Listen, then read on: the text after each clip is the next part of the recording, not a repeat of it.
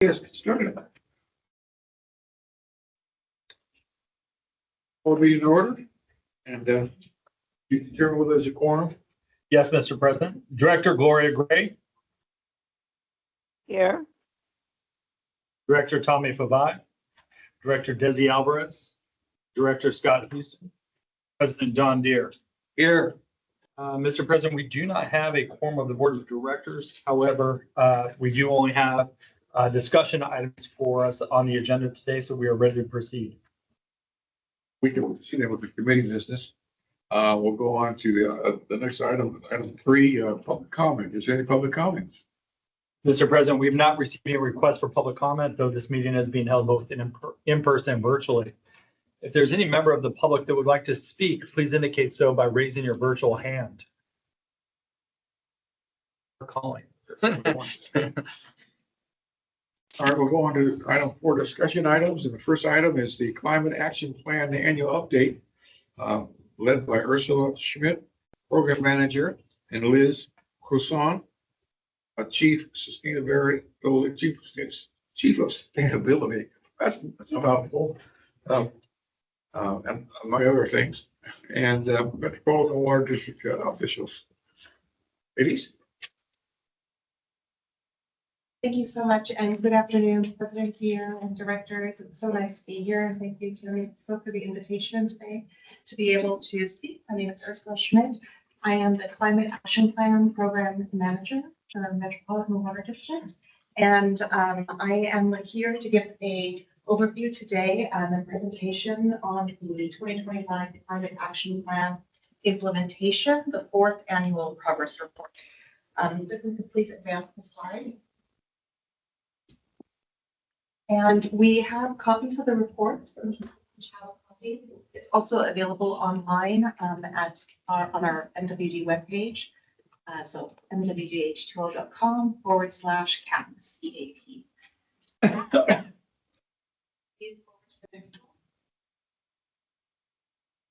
So the annual report tracks data and performance. It also highlights the collaboration across the district, lots of innovation, operational efforts that are taking place across the organization to help us reduce greenhouse gas emissions and build resilience and reach our climate goals.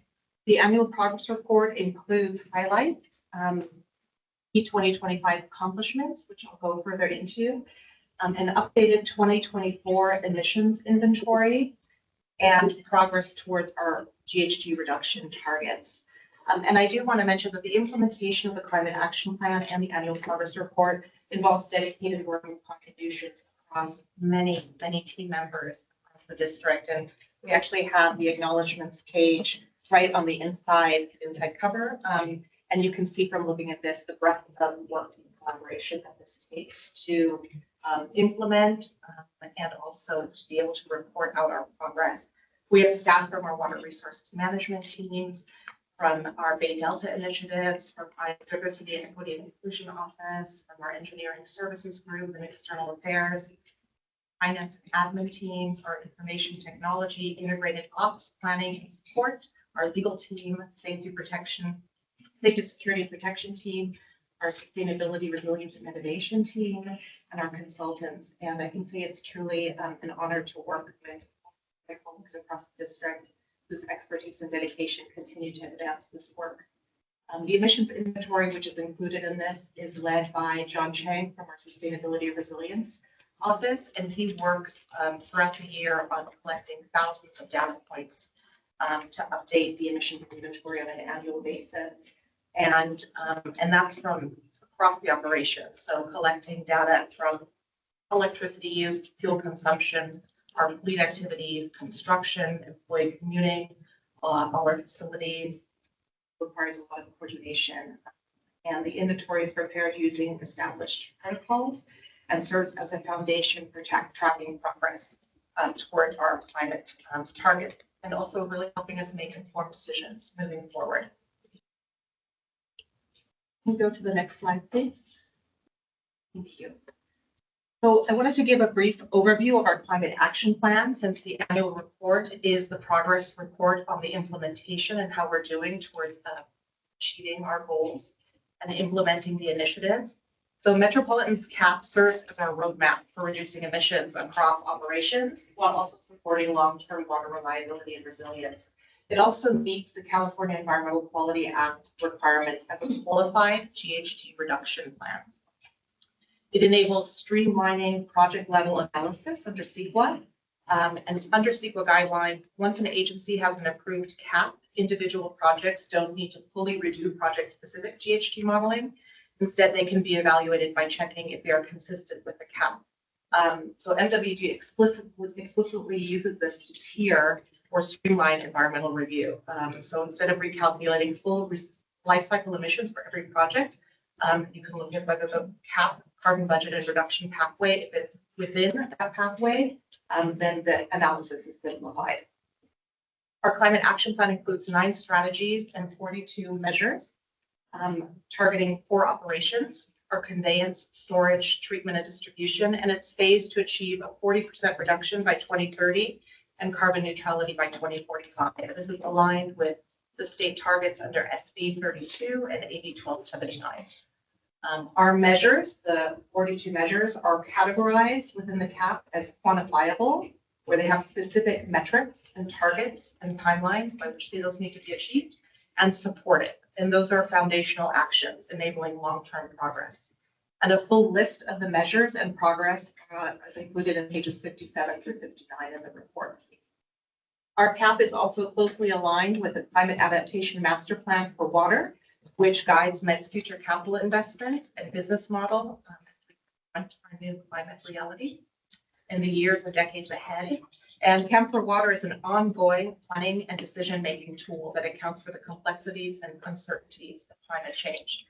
The board approved CAP for Water at its April 2025 meeting, and MET is now evaluating proposed projects based on the criteria set in the implementation strategy, including reliability, affordability, and environmental co-benefits. And these assessments will help MET's board decide which projects to support at what scale and when. So the alignment of the Climate Action Plan and the Climate Adaptation Master Plan for Water reflect a core principle, which is that climate adaptation and climate mitigation are mutually reinforcing, and they are the cornerstones of climate planning.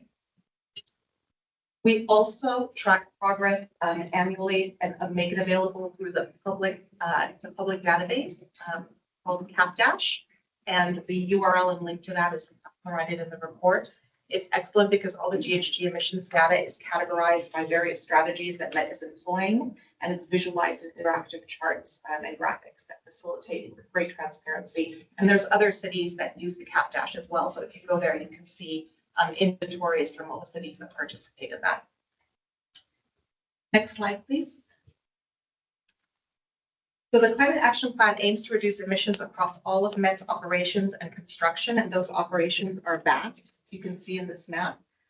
Metropolitan's primary operational infrastructure includes 5 CRA pumping stations, 2 smaller pumping stations, 15 hydroelectric facilities, multiple pressure control systems, 9 reservoirs, 5 water treatment plants.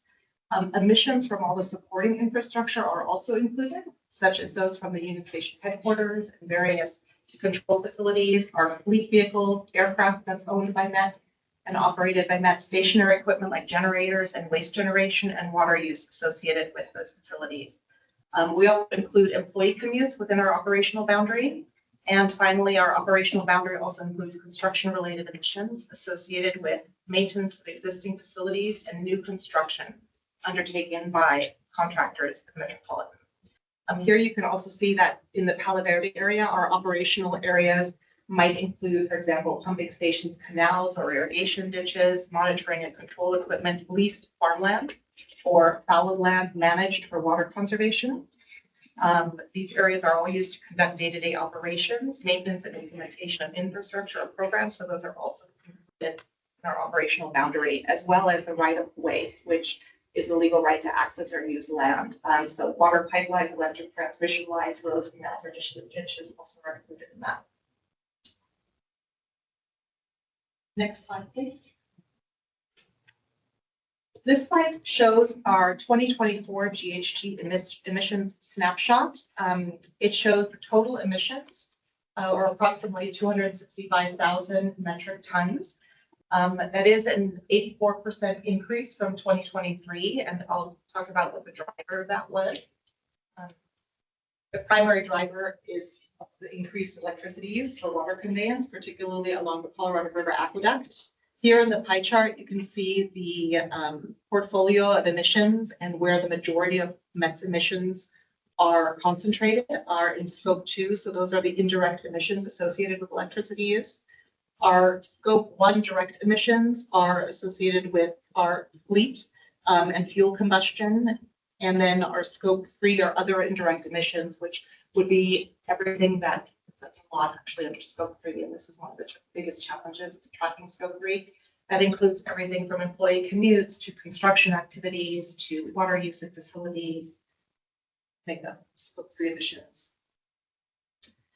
So if you can tell by here that the scope 2, 93% of our emissions are in scope 2. Our scope 1 emissions make up a smaller percentage of the portfolio, and we saw an increased reduction in those emissions in this last inventory, so 15% reduction, and that has everything to do with our fleet electrification that we've been driving. And then we saw a little bit of an increase in our scope 3 that was primarily related to increased construction. Next slide, please. So what drove our 2024 increase? So the increase in emissions was primarily driven by operational conditions that resulted in significantly higher CRA pumping and electricity demand. Reduced state water supplies required Metropolitan to increase our Colorado River Aqueduct pumping, and that added roughly 400,000 megawatt hours of electricity use.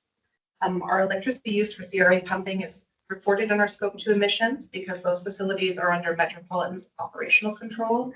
So in contrast, emissions related to the delivery of water through the state water project are reported by the Department of Water Resources. So those emissions, when we get water delivered from the state water project, are actually not included in our scope 2 emissions inventory because it's not under our operational control. The Department of Water Resources does report annually on emissions related to that delivery of water, and that information is also available on the CapDash so that we follow that and the improvements in reducing those emissions for the Department of Water Resources, which also has adopted a climate action plan.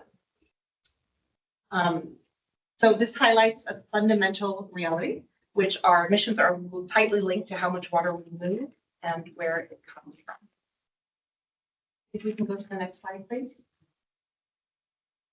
I like this chart. This shows 20 years of greenhouse gas emissions inventory, and we've been tracking annually since 2005. And as you can see here, the red is scope 1, so that's the emissions related to our electricity use, and they fluctuate significantly. And the fluctuations and the higher emissions that you see in the years like 2010 and 2015, 16 again, 2018, all relate to drought years, right? Years where we had significant droughts and had to increase pumping off of the CRA due to reduced deliveries from the state water project. Fluctuations are expected. This graph shows that annual fluctuations are expected. And really our long-term progress depends on our sustained implementation of our climate action plan initiatives and measures. You can go to the next slide, please. So the next few slides highlight our achievements in 2025. Some areas where meaningful progress was made across operations. Some key accomplishments: we transitioned to 100% renewable diesel, and we continued our electrification to expand our fleet electrification and equipment electrification. We also surpassed our LED conversion targets at our facilities ahead of schedule, and we continued shifting to lower carbon electricity procurement. These efforts are already contributing to reductions in emissions. Go to the next slide, please. In 2025, Metropolitan launched a partnership with Southern California Edison Strategic Energy Management Program, also known as Sparky. And this is a 2-year program, and it's aimed to improve energy efficiency at treatment plants. And 3 of our water treatment plants are participating. time. And it's built on a very strong partnership with SRI and Integrated Operations Planning and Support, together with Cascade Energy from Southern California. And staff at Deemer, Weymouth, and the Skinner water treatment plants are identifying low-cost operational improvements to reduce energy use without major capital investments. They have hands-on, very involved, robust site visits, workshops, full-day workshops that I've attended. They look at everything across the plant and the day-to-day use of performance data. Staff are looking closely at how the system actually runs and identifying smart low-cost options to save energy. It looked pumping, treatment processes, facility operations. The teams established clear energy baselines, validating how equipment is performing, and they're setting measurable goals for improvement. And they're also, through this, building on their operational expertise, strengthening their ability to manage energy use and support long-term decarbonization from within the plants themselves. So really wonderful program, and we look forward to being able to report out more as this program progresses. Next slide, please. So this annual report also highlights investments in projects and programs that simultaneously improve resilience and reduce emissions. One such that's highlighted, the first one here is the Casa Loma Siphon Project. In 2025, Metropolitan received national recognition for a major infrastructure upgrade that strengthened both climate resilience and reduced emissions. Met replaced a nearly century-old earthquake-vulnerable section of the CRA, crossing the Casa Loma Fault, with two large earthquake-resistant pipelines designed to withstand significant ground movement, improving the reliability of this critical water supply. So this earthquake-resistant iron ductile pipe that was used actually can withstand a displacement of 13 feet. So the project really enhances climate adaptation by reducing the risk of water infrastructure disruptions and major losses during seismic events, while also lowering potential greenhouse gas emissions through fewer leaks, fewer repairs, and construction activities. The project earned the prestigious Institute for Sustainable Infrastructure Envision Silver Award for its innovative approach to infrastructure resilience. Also highlighted are investments in water supply and local resilience, as shown in the stormwater recharge pilots, which are highlighted on page 10 of the report. These increase both the local water supply and reduce reliance on energy-intensive imported water, and are also great examples of partnerships with member agencies. The stormwater capture and reuse are becoming increasingly important strategies for strengthening our regional water supply reliability, enhancing groundwater recharge, and adapting to a more variable rainfall driven by climate change. And in 2025, Metropolitan completed its first stormwater recharge program with Western Municipal Water District at the Victoria Recharge Basin in Riverside, and launched a new recharge partnership with the City of Anaheim to support groundwater replenishment through stormwater diversion. Metropolitan also advances direct use stormwater projects with Culver City and the City of Long Beach to evaluate non-potable uses such as irrigation, and also improving monitoring and implementation practices. So by testing these recharge and direct use approaches and technologies, we're building the technical knowledge that's needed to expand local climate resilient water supplies and reduce energy use and the associated greenhouse gas emissions that will come from offsetting the imported supply. The report also highlights investments in nature-based solutions and regional strategies, such as the Forest Health Initiative, which is highlighted on page 9. These initiatives reduce wildfire risk, improve watershed function, and support carbon sequestration. And Met has partnered with the nonprofit Blue Forest to pilot watershed restoration projects in Northern California, including the Upper Feather River watershed, to evaluate how healthier forests can help support water supply, reliability, and climate resilience. Really important to be good, strong stewards of the watershed. And this project is an important part of that. The severe wildfires up in that area have burned more than 1.5 million acres in the Feather River watershed since 2018, which threatened communities, drinking water supplies, contributed to carbon emissions. And the pilot projects that are being piloted there include forest thinning, post-fire restoration, and ecosystem protection. to assess benefits for water quality, wildfire risk reduction, and habitat health and carbon sequestration. And if successful, these efforts could encourage greater investment in watershed restoration and help with strengthening climate resilience. And we've also highlighted nature-based and regional strategies such as the Delta Land Stewardship project, which restores wetlands, is reducing peat soil emissions, and delivering long-term carbon benefits. Bay Delta. And we also launched a pilot in the Palo Verde Valley to evaluate soil health practices that it could improve water conservation and increase carbon sequestration in agriculture. That project focuses on alfalfa fields, assessing whether healthier soils can better help to infiltrate water and reduce runoff and irrigation demand and maintain crop productivity. So a really exciting project, pilot project in the Palo Verde Valley. So together, all these efforts really reflect a broad strategy to invest in both natural and built systems to support climate and water reliability goals. These projects and programs also highlight operational innovation across the district. Next slide, please. Looking back at energy, this remains our largest risk and opportunity and is makes up the largest scope of our emissions. Key areas of progress have included a continued transition toward lower carbon electricity procurement in the CAISO market.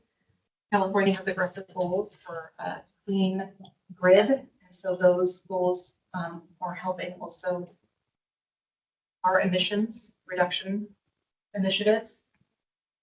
Another area of progress is energy efficiency and operational improvements, which are underway, and the expansion of solar generation and battery storage. So currently we have 5.5 megawatts of photovoltaic solar power, and our battery energy storage systems are coming online very soon. Those have all been put in place. We're just working on communication with status to get those up online.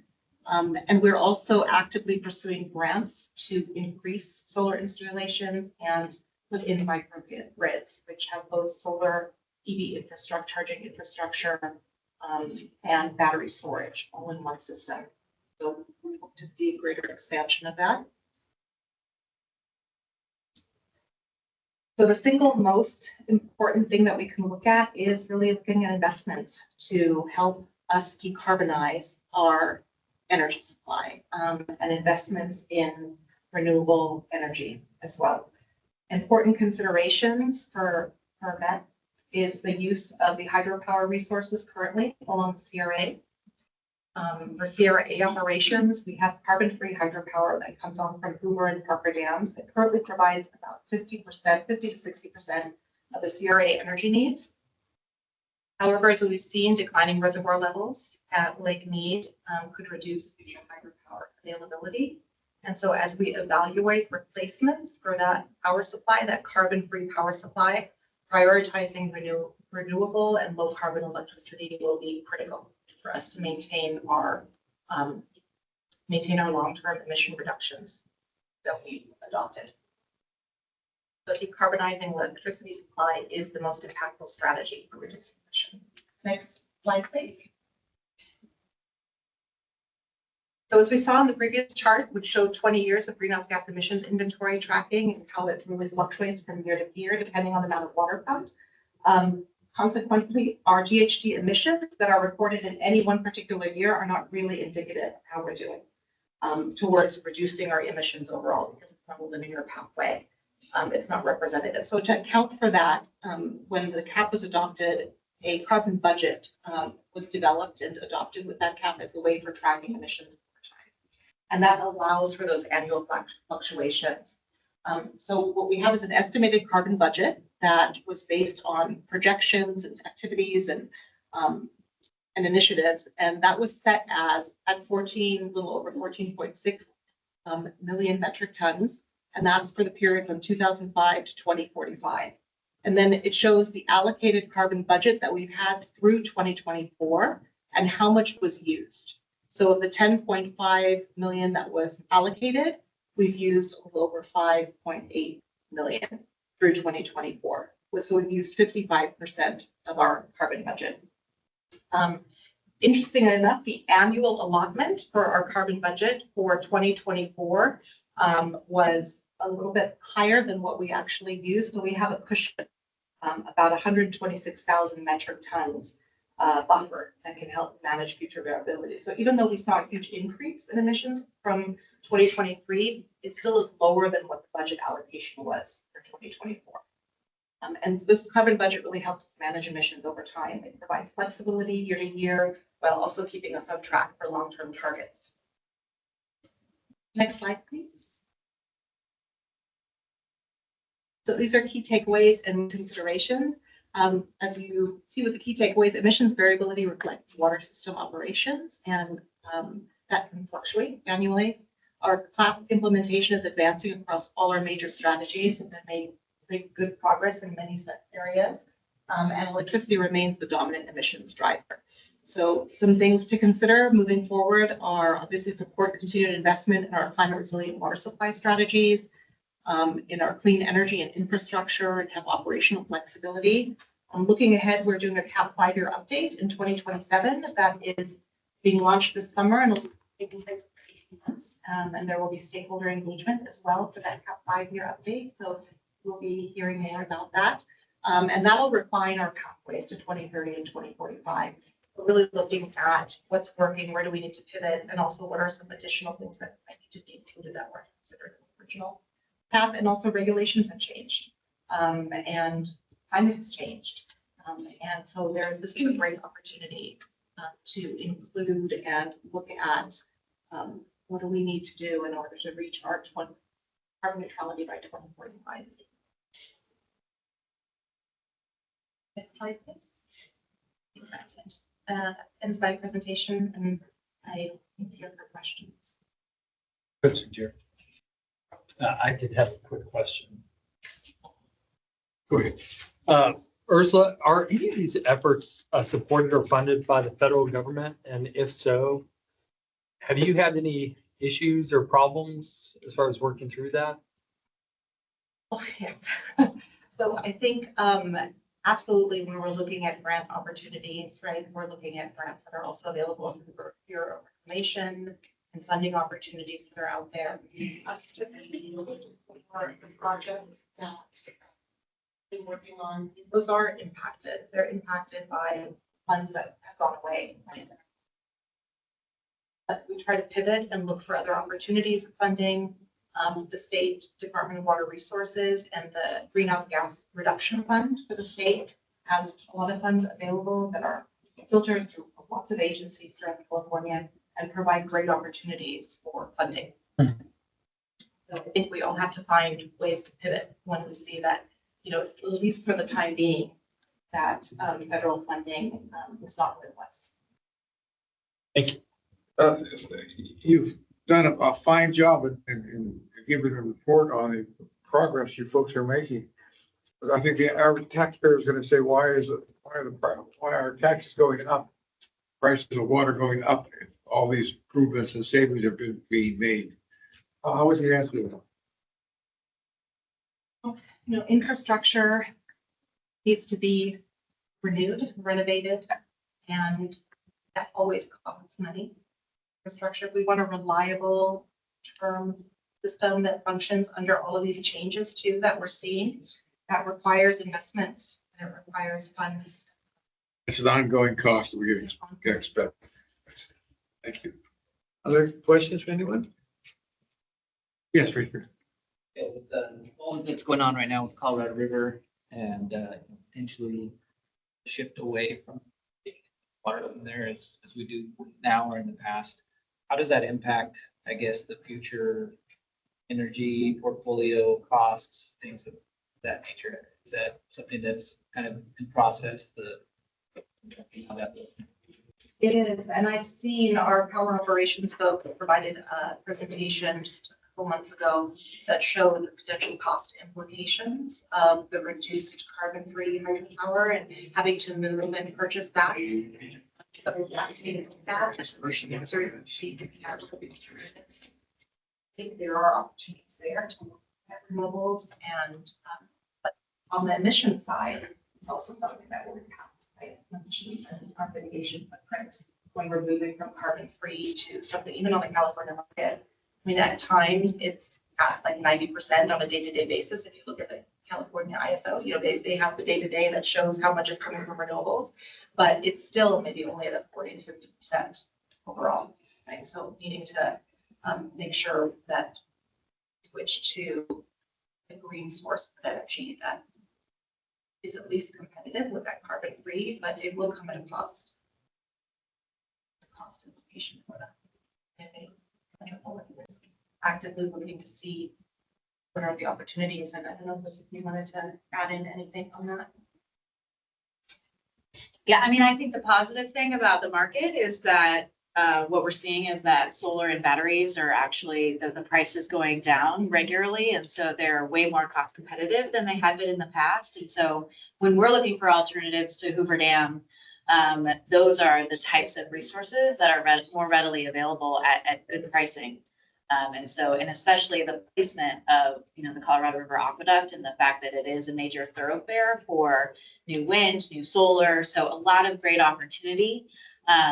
But again, you know, as we lose the water side potentially of Colorado, we're also going to be looking for new sources of water supply, which can also come with energy implications. And one of the things I think is important about the CAP is in its development, we did consider the inclusion of a regional recycled water facility. And so that is considered in the CAP. So when we look at our long-term carbon neutrality goal, that's already accounted for. Now, whether or not that stays within the budget we thought it would be is another question that we will have to evaluate. But that is something that at least I think Metropolitan did a great job of thinking ahead of time of what are the types of changes and new investments that we might make that would impact both power use and our greenhouse gas emissions. And there's a lot of really interesting developments around battery storage. We're just at a conference this week, which development in that area and looking at longer term storage so that when there's renewable energy, you can actually store it and have it available for longer periods of time. Bridge. Good. Are there any other questions? Again, thank you for an excellent report. Really appreciate it. Next, we'll have item B. And I guess that's Brenda.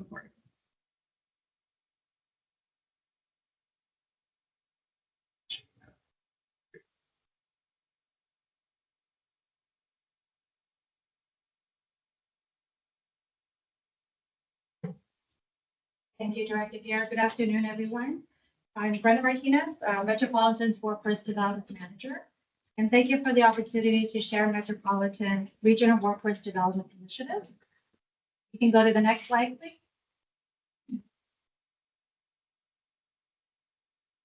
Oh, As a brief overview before I begin, I am looking forward to sharing with you exciting developments of a regional workforce development. A resource guide that has been developed in collaboration with member agencies and local veteran support organizations, as well as highlighting an exciting pilot program in collaboration with West Mesa Municipal Water District and Carson Senior High School. Next slide, please. thank you. Metropolitan Workforce Development staff meet quarterly with member agencies and discuss workforce development challenges. One of the ongoing conversations is how to better connect with communities in our respective service areas about careers in water.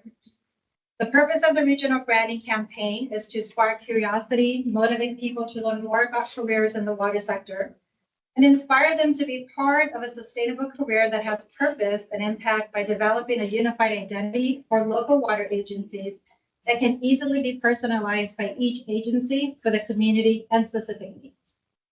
The regional branding campaign was developed in close partnership with Metropolitan member agencies and with the design talents internally in our External Affairs Department through a robust engagement and ideation process over the course of the last 6 months. Next slide, please. We're excited to introduce the Workforce Development Regional Branding Campaign, See Yourself in Water. There are some postcards that have been passed out, if not, will be passed out shortly. The slogan was designed to evoke a reflection of all the different people and careers possible in water.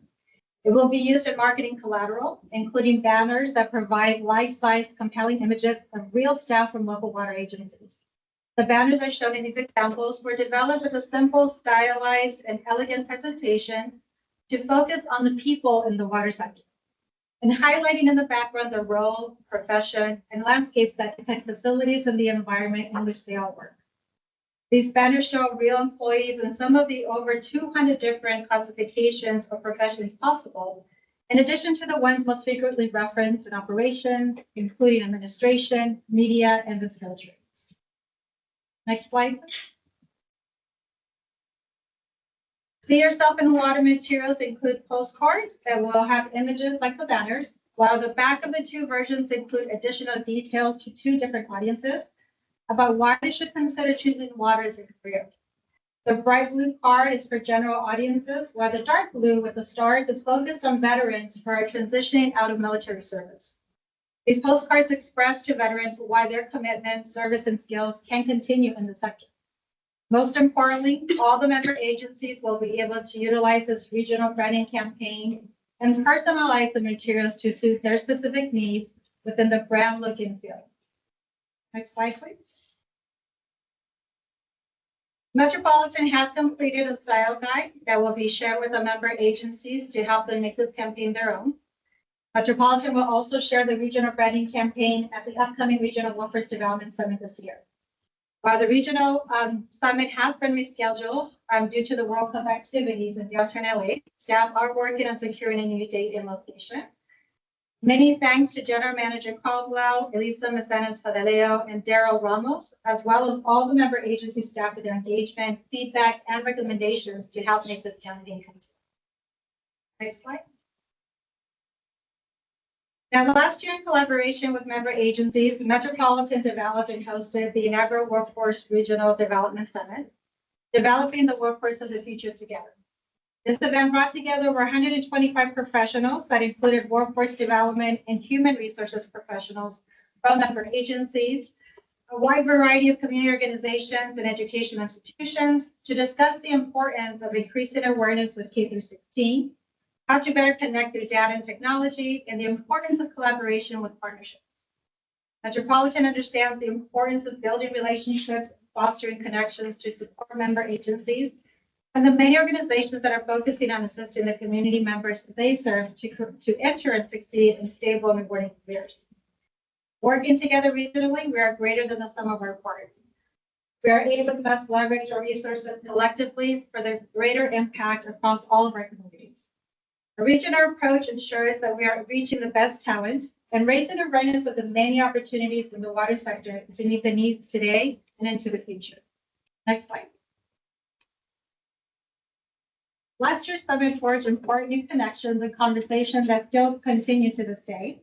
Our post-summit survey provided great feedback that has been incorporated into the agenda and approach for the second annual Regional Workforce Development Summit entitled Dive into the Future.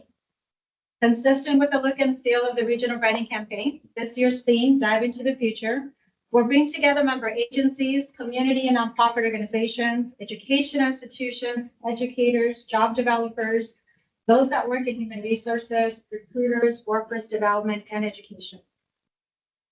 The goal is to bring together community organizations that provide skill development and training programs, educators who would like to better understand the water sector and the alignment of workforce to education, job developers that are assisting veterans and military members transitioning out of service, and member agency staff that conduct education, recruitment, outreach, and workforce development. Last year, we had over 100 participants, and this year we expect to almost double that amount. Metropolitan staff, again, is working on securing the date and location of the rescheduled second annual Regional Workforce Development Summit. Next slide, please. The summit agenda will include introducing the new Workforce Development HR Playbook developed by the California Municipal Utilities Association and the California Water, Wastewater, and Energy Development Program. The HR Playbook aims to help California publicly owned water, wastewater, and energy utilities attract, develop, and retain a new generation of trained workers. You can go ahead and hit enter. Now go back and I think you have to hit enter for the next click.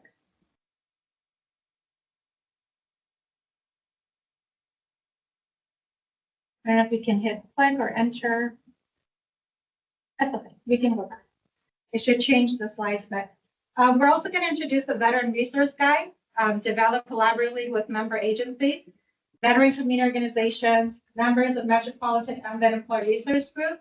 We also had assistance from military transition assistant program managers and support by Metropolitan's external affairs. The Veteran Resource Guide provides recruiters and job developers assisting veterans who are in military service and transitioning into civilian life, and who are seeking careers in the water sector, a better understanding of how to translate skills from one honorable service to another.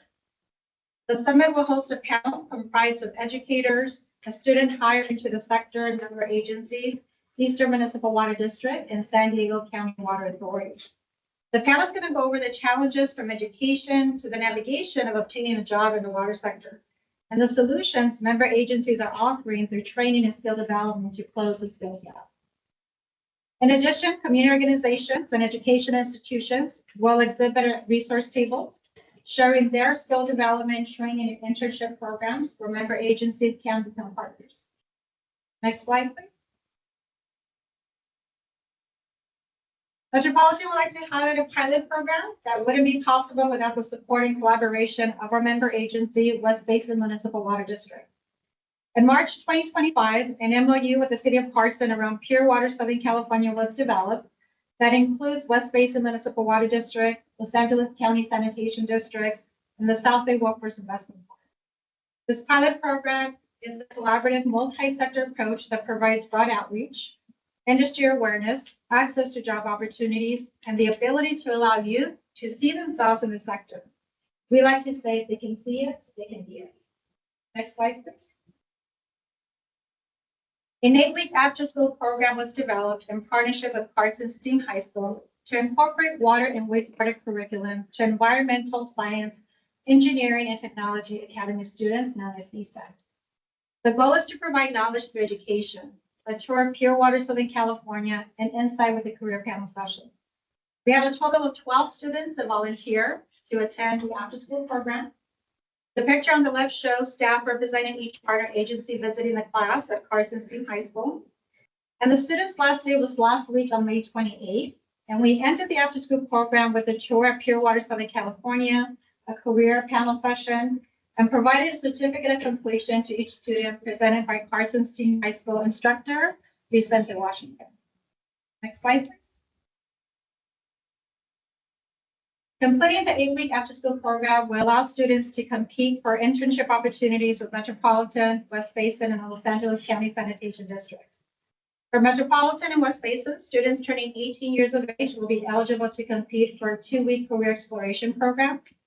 This pilot program will be in collaboration with Metropolitan and West Basin Municipal Water District and the South Bay Workforce Investment Board.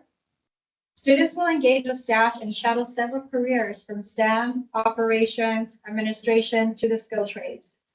In addition, students will gain people skills, visit various facilities and work on a capstone project that will tell the water sector how we can better engage with youth and young adults to increase awareness about careers in water. Next slide. Metropolitan Workforce Development priorities include engaging in broad outreach and increasing awareness about job opportunities in the sector. To accomplish these priorities, we will continue collaborating with member agencies to create alignment and workforce development efforts. Additionally, continue dialogue with educational institutions from all grades and college levels to tie education to careers and water and minimize the skills gap is critically important. And finally, we look forward to our continued collaboration with West Basin and our community and educational partners to increase awareness in the city of Carson and surrounding communities. Thank you for the opportunity to share some of Metropolitan's workforce development initiatives. This concludes the update and happy to answer any questions. Questions? Good. Mr. President, I would just like to say thank you very much to the Metropolitan Water District team, Lana. Thank you guys for everything that you guys are doing in this space. I do think that there's a great deal more that we can do. I know the West Basin Board of Directors recently had an update on workforce development and really talked about kind of the opportunity to lead our youth into the industry. And I love the idea of if you see it, you can be it. But I think we need to possibly take that next step forward. And so I think that this pilot program will help us transition to kind of where we can see some of the opportunities to do that. So I just want to say thank you very much to you and your team. Thank you for your collaboration. Thank you.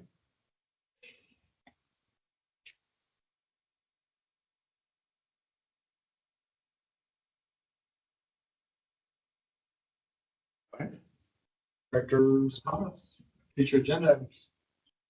Lori, any comments?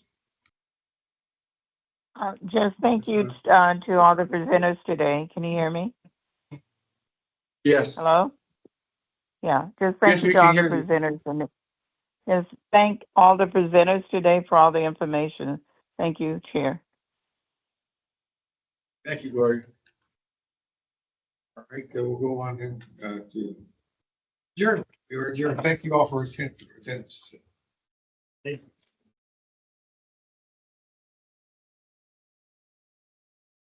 Jeannie, just give your right a call.